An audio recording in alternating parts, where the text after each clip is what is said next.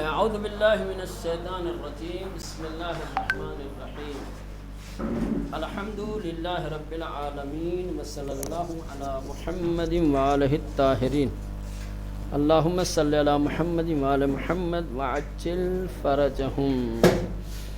بات چل رہی تھی حمزہ وصل کی۔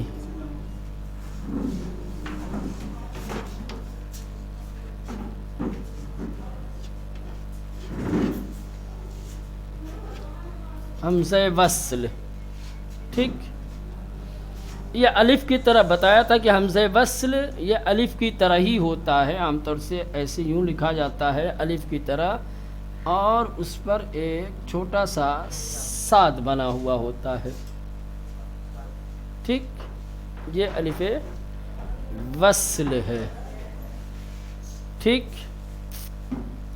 اس کے بارے میں بتایا تھا کہ حمزہ وصل جب شروع میں ہوتا ہے، ابتدا میں ہوتا ہے تو تلفظ کیا جاتا ہے، بولا جاتا ہے، پڑھا جاتا ہے، ٹھیک، اور جب بیچ میں ہوتا ہے تو یہ نہیں پڑھا جاتا، ٹھیک۔ اس پر کوئی حرکت نہیں ہوتی، حمزہ وصل کی یہ تمام خوبیاں ہیں۔ حمزہ وصل کے اوپر کوئی حرکت نہیں ہوتی، تو اب جب یہ شروع میں ہوگا، کوئی حرکت نہیں ہوگی، تو پڑھیں گے کیسے؟ کیسے پڑھیں گے بھائی؟ جب تک کہ کسی حرف پر کوئی حرکت نہیں ہوتی وہ حرف تلفظ نہیں ہوتا۔ کسی بھی حرف کو تلفظ کرنے کے لیے، بولنے کے لیے اس پر حرکت کی ضرورت ہوتی ہے۔ ساکن سے اور تشدید سے کسی بھی کلام کا آغاز نہیں ہوتا، کلام نہیں شروع کر سکتے، اس کو تلفظ نہیں کر سکتے، ٹھیک۔ تو اب یہ حمزہ وصل کہ جو شروع میں آیا ہے، جس پر کوئی حرکت نہیں ہے، اس کو پڑھنا ہے تو حرکت دینی پڑے گی۔ اب جب حرکت دینی پڑے گی تو حرکت تین ہے، زیر زبر پیش۔ ہم کون سی حرکت دیں گے؟ تو اس کے بارے میں بتایا تھا کہ دیکھیں گے کہ یہ جو حمزہ وصل آیا ہے وہ کس پہ آیا ہے؟ حرف پہ داخل ہوا ہے، اسم پہ داخل ہوا ہے، یا فعل پہ؟ اگر حمزہ وصل حرف پہ داخل ہوا ہوگا تو فتحے کے ساتھ پڑھیں گے۔ کیا پڑھیں گے؟ فتحے کے ساتھ پڑھیں گے۔ فتح یعنی زبر لگا کر کے پڑھیں گے۔ جیسے الحمد کے شروع میں ہے الحمد، الدار، القمر، ہے نا، النجوم وغیرہ وغیرہ، ٹھیک۔ اب یہ جو اسم اگر اسم کے اوپر داخل ہوا ہے، اگر حمزہ وصل اسم پر داخل ہوا ہوگا تو کسرے کے ساتھ پڑھیں گے۔ کس کے ساتھ؟ کسرہ۔ کسرہ یعنی زیر، کسرہ یعنی زیر۔ جیسے ابن، ابنت، امرأت وغیرہ وغیرہ، ٹھیک۔ اب یہ جو فعل پہ داخل ہوگا تو فعل پہ جب حمزہ وصل آتا ہے تو کون سی حرکت دی جاتی ہے؟ دیکھنا پڑتا ہے کہ حمزہ وصل کے بعد والا حرف ہمیشہ ساکن ہوتا ہے، یہ یاد رکھو۔ حمزہ وصل کے بعد والا حرف کیا ہوتا ہے؟ ساکن ہوتا ہے۔ تو اس کے بعد والا، ساکن کے بعد والے حرف کو دیکھیں گے کہ اس پر کون سی حرکت ہے۔ اگر ساکن کے بعد والے حرف پر زبر یا زیر، یا ابھی ادھر سے کر چلیں، اگر پیش ہے، مثال کے طور پہ ضمہ ہے، اگر ساکن کے بعد والے حرف پہ ضمہ ہے تو حمزہ وصل کو بھی ضمہ دے دیں گے، سمجھ رہے ہیں؟ حمزہ وصل کو بھی، جیسے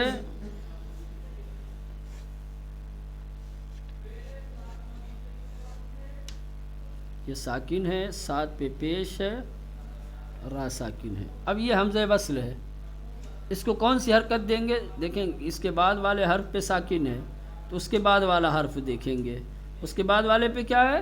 ضمہ ہے، تو اس کو بھی ضمہ دے دیں گے، تو کیا پڑھیں گے؟ انصر، کیا پڑھیں گے؟ انصر، ٹھیک ہے۔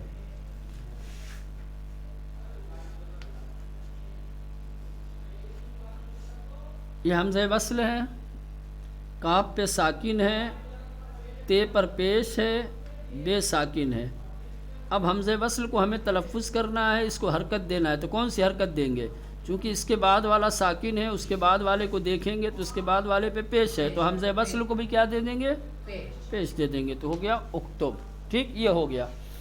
جب بھی فعل کے اوپر حمزہ وصل داخل ہوگا تو اس کے بعد والا حرف ساکن ہوگا، تو اس کو چھوڑ دیں گے، اس کے بعد والے حرف پہ دیکھیں گے کہ کون سی حرکت ہے۔ اگر ضمہ ہوگا تو حمزہ وصل کو بھی کیا ہے؟ ضمہ ہوگا تو حمزہ وصل کو بھی ضمہ دے دیں گے، ٹھیک۔ اور اگر ساکن کے بعد والے حرف پر فتحہ یا کسرہ، ان دونوں میں سے کوئی ہوگا تو حمزہ وصل کو کیا کریں گے؟ کسرہ دے دیں گے، کیا دے دیں گے؟ کسرہ دے دیں گے۔ جیسے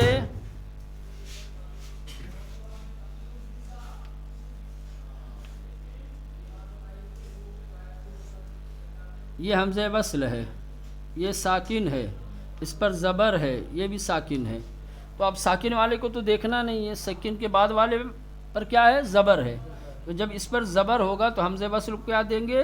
زیر دے دیں گے، تو کیا ہو جائے گا؟ ارحم، کیا ہے؟ ارحم، یا یہ حمزہ وصل ہو گیا، کاف سین بے، کاف پر ساکن ہے، سین پر زیر ہے، بے بھی ساکن ہے، کیا کریں گے؟ اس کو دیکھیں گے، ساکن کے بعد والے حرف پر زیر ہے تو حمزہ وصل کو بھی زیر دے دیں گے، کیا ہو جائے گا؟ اکسب۔ تو یہ تمام یہ چیزوں کا خلاصہ ہم نے یہاں پہ کر دیا، اور ایک نتیجہ یہ نکلتا ہے کہ فعل کے ساتھ جب حمزہ وصل آتا ہے تو حمزہ وصل کبھی مفتوح نہیں ہوتا، کبھی فتح نہیں ہوتا۔ کتاب میں غلط لکھا ہوا ہے، آپ اس کو صحیح کر لیں۔ لکھا ہوا ہے کہ حمزہ وصل مکسور نہیں آتا ہے، غلط ہے، حمزہ وصل مفتوح نہیں آتا ہے اس میں فعل کے ساتھ، بھلا مکسور تو آتا ہے۔ حمزہ وصل فعل کے ساتھ مفتوح نہیں آتا، فعل کے ساتھ یہی دو صورت ہے، یا مضموم یا مکسور، مفتوح نہیں آئے گا۔ تو کتاب میں ملا آپ لوگوں کو آخری لائن، مثال سے پہلے نمبر 3 فعل پہ جب جائیں گے جہاں چیپٹر ختم ہوتا ہے، مثال سے پہلے لکھا ہوا ہے کہ حمزہ وصل مکسور نہیں آتا ہے، کہاں دیکھ رہے ہو؟ ابے 3 نمبر یہ ہے، یہ 3 نمبر ہے، یہ لکھا ہوا ہے حمزہ وصل مکسور نہیں آتا ہے، غلط ہے، وہ مکسور نہیں مفتوح، کیا رہے گا؟ صحیح ہے مولانا؟ مکسور نہیں آتا، ابھی کیا آتا ہے مکسور؟ مکسوری تو آتا ہے، مفتوح نہیں آتا ہے، وہ غلط لکھا ہوا ہے کتاب میں، اس کی اصلاح کر لیں آپ لوگ۔ تو یہ حمزہ وصل کا ہو گیا، ٹھیک، یہ قاعدہ قانون ہے پورا حمزہ وصل کا، یہ پورا قاعدہ قانون ہے کس کا؟ حمزہ وصل۔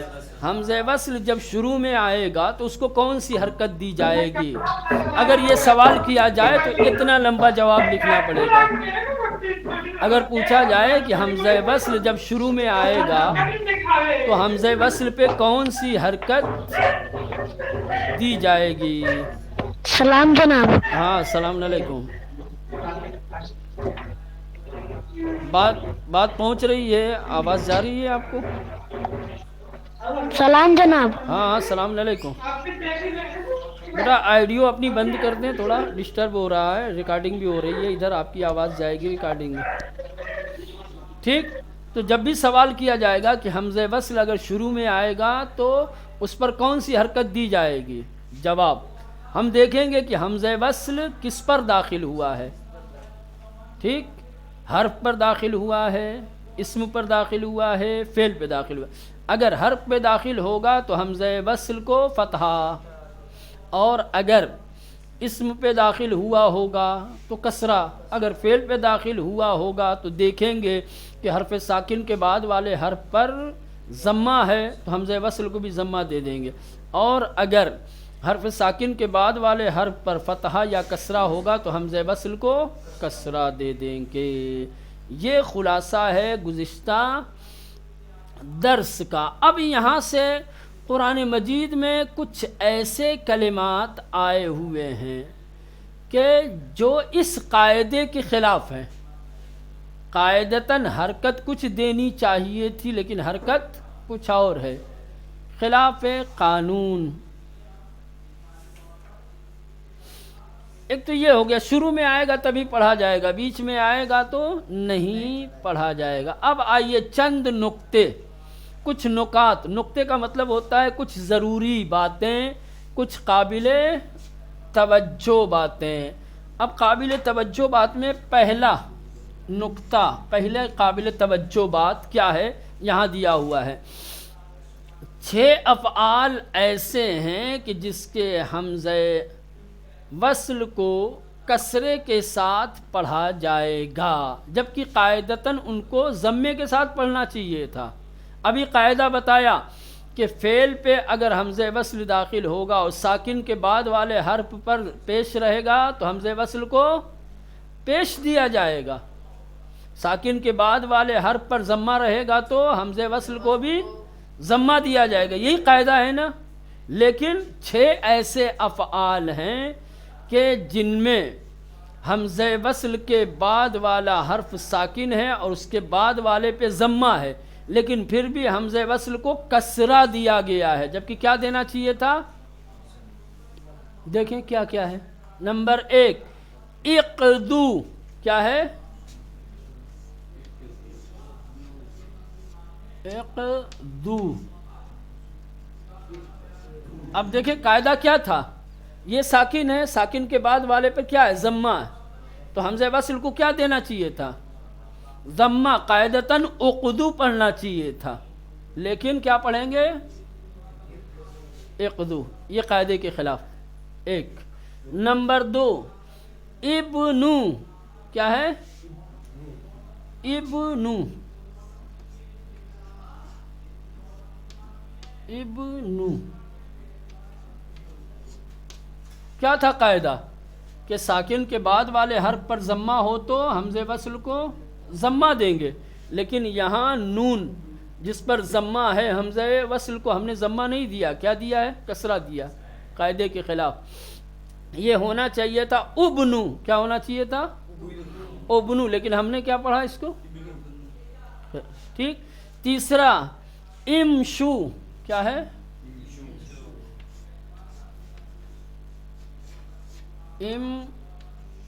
امشو. قاعدہ کیا تھا؟ حمزہ وصل کے بعد والا ساکن ہے، اس کے بعد والے حرف کی حرکت دیکھیں گے، بعد والی حرکت پہ ضمہ ہے تو حمزہ وصل کو ضمہ دیں گے، ہے نا. لیکن یہاں کیا دیا ہے؟ یہ ہونا چاہیے تھا امشو، لیکن کیا پڑھا اس کو؟ امشو. اس کے بعد امزو. امدو. یہ بھی خلاف قاعدہ ہے. ٹھیک. اس کے بعد اتو.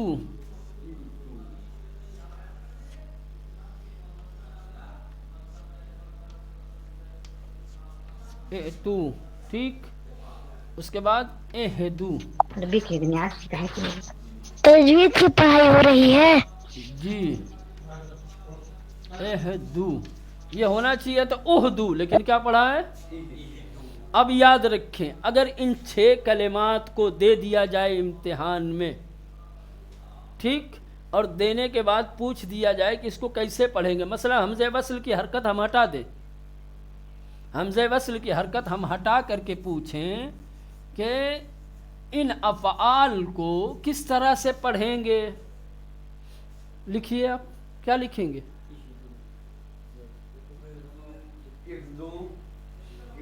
ان کے ساتھ مکس کر کے کہ جہاں پر ساکن کے بعد والے پہ کیا ہے؟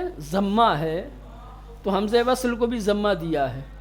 مثلا سب کو مکس کر کے ہم دے دیں اور کہیں کہ آپ بتائیے کہ ان افعال میں حمزہ وصل کو کس طرح پڑھا جائے گا، تو یہ 6 یاد ہونا چاہیے کہ یہ خلاف قاعدہ ہے، وَإِلَّا اگر آپ ابنی کو ابنو لکھ دو گے، اغزو لکھ دو گے، غلط ہو جائے گا، یہ قاعدے کے خلاف ہے۔ تو یاد ہونا چاہیے کہ کیا چیز قاعدے کے مطابق ہونی چاہیے اور کیا قاعدے کے خلاف ہے۔ چونکہ یہ 6 افعال قاعدے کے خلاف استعمال ہوئے ہیں، لہٰذا یہ 6 کلمات آپ کو یاد ہونے چاہیے، وَإِلَّا اگر یاد نہیں رہیں گے تو ان کے ساتھ آپ کیا برتاؤ کریں گے، وہی قانون والا۔ تو جب قانون والا برتاؤ کریں گے تو کیسے پڑھیں گے مولانا؟ ضمہ دے کے پڑھیں گے، اور ضمہ دے کے پڑھیں گے تو یہ غلط ہو جائے گا، جبکہ قاعدے کے مطابق ہو جائے گا لیکن غلط ہوگا۔ بات سمجھ میں آ رہی ہے؟ کیا کہا ہے بتاؤ ان افعال کے بارے میں؟ کیا ہاں؟ کیوں اقضو پڑھو گے؟ قاعدہ کیا ہے؟ فعل میں حمزہ وصل کے پڑھنے کا یا حرکت دینے کا کیا قاعدہ ہے؟ میں جو پوچھ رہا ہوں میرے سوال کا جواب دو۔ فعل میں حمزہ وصل کو حرکت دینے کا کیا قاعدہ ہے؟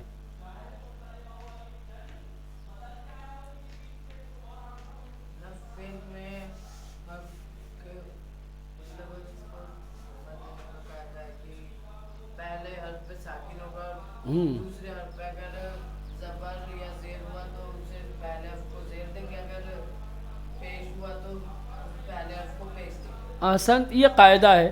یہ قاعدہ یہاں پر ہے نہ؟ یہاں نہیں ہے۔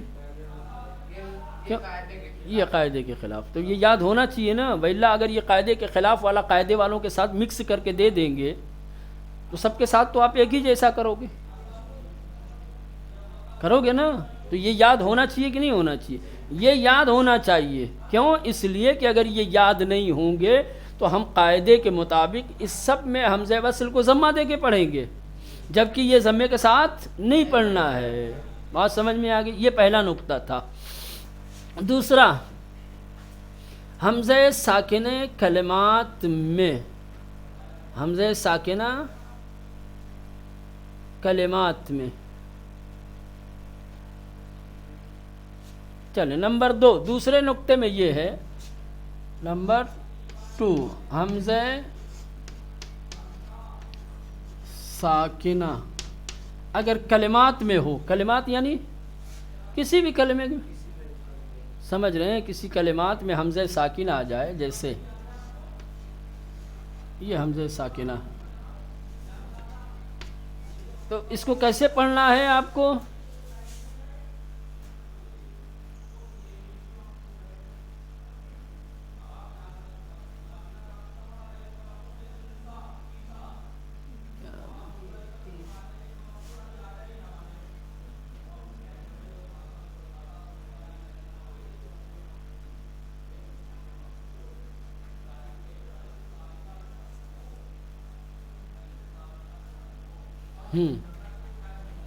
جیسا کہ بتایا کہ حمزہ وصل جب درمیان میں ہوتا ہے تو نہیں پڑھا جائے گا۔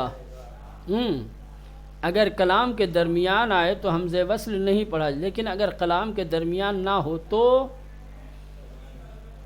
یائے مدی کی طرح پڑھا جائے گا۔ کیسے پڑھیں گے اس کو؟ یہ ساکن، یہ درمیان میں آ گیا ہے، ہم یہ الف، اس کے بعد حمزہ وصل، اس کو کیسے پڑھیں گے؟ درمیان میں ہے تو اس کو پڑھیں گے آپ یائے مدی کی طرح۔ کیسے پڑھیں گے؟ یہ یائے مدی کیا ہوتا ہے؟ یائے مدی کیا ہوتا ہے وسیم؟ یا کے اوپر الف۔ احسن، کیا ہوتا ہے وہ؟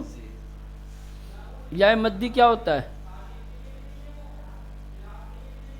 کیا ہوتا ہے مولانا؟ زیر کی طرح۔ یائے مدی کس کو کہتے ہیں یہ بتائیں نا، کس کو کہتے ہیں علی اسد؟ یا ساکن ما قبل کسرہ، یا ساکن اس سے پہلے کسرہ ہو تو یا مدی کا آیا۔ تو یہ جو حمزہ وصل بیچ میں آیا ہے اس کو یائے مدی کی طرح پڑھنا، یعنی کیسے؟ یعنی اس کو زیر دے کے اور اس کو یا بنا کے، تو کیا ہو جائے گا؟ یہ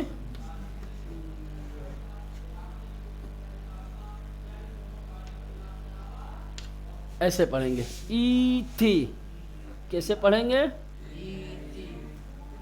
ای تی۔ یہ ساکنہ کی ابھی بحث چل رہی ہے کہ حمزہ وصل ساکن ہو اور درمیان میں ہو تو نہیں پڑھا جائے گا، ٹھیک، بلکہ اس کو کیا کیسے پڑھیں گے؟ یا مدی بنا کر کے پڑھیں گے، ٹھیک، درمیان میں ہو تو حمزہ ساکنہ اگر شروع میں ہو تو حمزہ ہو، حمزہ وصل ہو اور ساکن ہو، حمزہ وصل اگر ساکن ہو اور شروع میں آیا ہو تو اس کو کس طریقے سے پڑھا جائے گا؟ جیسے یہاں آپ کی کتاب میں مثال دی ہوئی ہے نمبر 2، کہاں گیا؟ ہاں، جیسے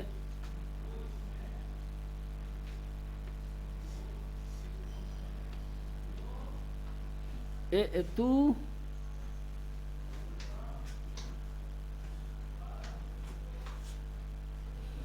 اے تونی، اب یہ حمزہ وصل شروع میں آیا، حمزہ وصل جو ہے درمیان میں آیا، سمجھ رہے ہیں؟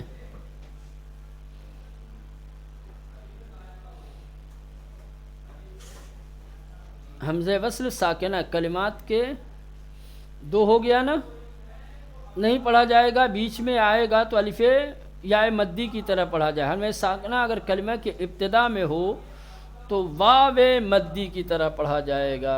کیسے پڑھا جائے گا؟ یہ حمزہ واو میں بدل جائے گا تو ہو جائے گا او،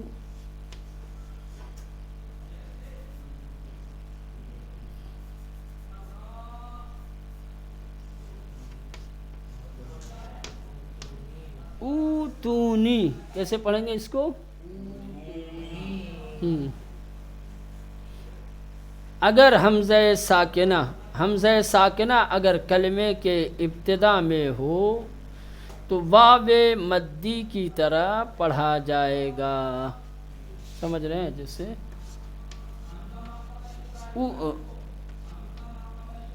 تومینا،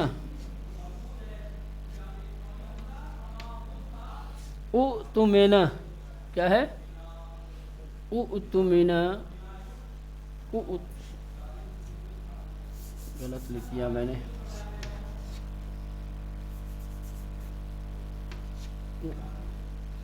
کیسے لکھا ہوا ہے؟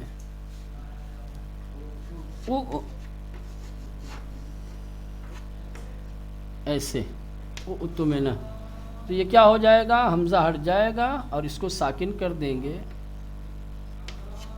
تمینا، کیا رہ جائے گا؟ ہاں، یہ ہو جائے گا ایک۔ اب یہاں یہ بات ختم ہو گئی ہے، اب یہاں سوالات اور تمرینات، اب لوگوں کا امتحان کہ جو کچھ آپ نے پڑھا ہے ابھی تک اس کو کس طریقے سے آپ نے سمجھا ہے کہ نہیں سمجھا ہے؟ کیسے پتہ چلے گا؟ جب امتحان ہوگا، جب تمرین دی جائے گی، جب سوالات پوچھے جائیں گے تب پتہ چلے گا۔ چلیں سوال و تمرینات میں پہلا سوال، قرآن مجید میں وہ تنہا مورد کون سا ہے جن میں حمزہ وصل حرف ہوتا ہے، اور اگر وہ ابتدا میں ہو تو اس کی حرکت کیا ہوگی؟ مثال بیان کریں، کون سا ہے وہ؟ کون سا حمزہ وصل ہے جو حرف ہوتا ہے اور ابتدا میں ہو تو اس کی حرکت کیا ہوگی؟ کون ہے بھائی؟ سوال نہیں سمجھ میں آیا؟ ایک بتایا تھا الف لام تعریف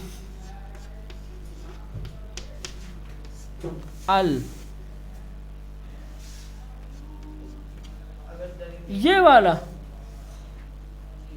الف لام تعریف یہ حرف ہوتا ہے، اور جب شروع میں ہوتا ہے تو کون سی حرکت دی جاتی ہے؟ فتحہ۔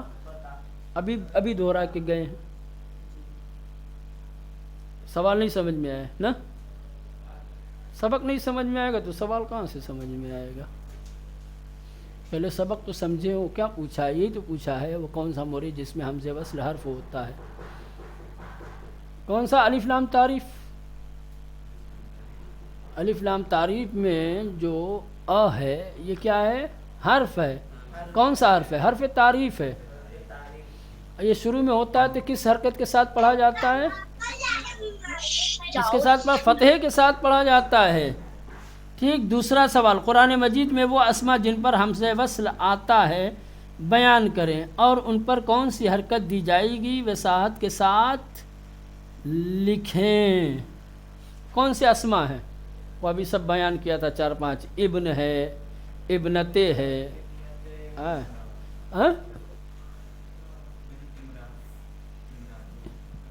امرأتن ہے، یہ وغیرہ وغیرہ ہی۔ حرکت کیا ہوتی ہے اس میں؟ حمزہ وصل کو کیا دیا جاتا ہے؟ حمزہ وصل کو کیسے پڑھا جاتا ہے؟ اس میں کسرے کے ساتھ پڑھا جاتا ہے۔ اب یہاں پہ کچھ مثالیں دی ہیں نمبر 3 میں، کچھ کلمات یہاں پر دیے گئے ہیں، کہہ رہے ہیں کہ ان کلمات کے شروع میں اگر حمزہ وصل آتا ہے تو حمزہ وصل کو کون سی حرکت دی جائے گی؟ جیسے کیا ہے؟ حمزہ وصل آیا ہے شروع میں، اس کے بعد دال ہے، دال پہ ساکن ہے، پھر کاف قرنی، ثم اتو ان ابنک اتبعو۔ اب اس پہ تطبیق کرنا ہے، آپ کو بتانا ہے کہ ان تمام کلمات کے شروع میں جو حمزہ وصل آیا ہے اس حمزہ وصل کو کس حرکت کے ساتھ پڑھنا ہے۔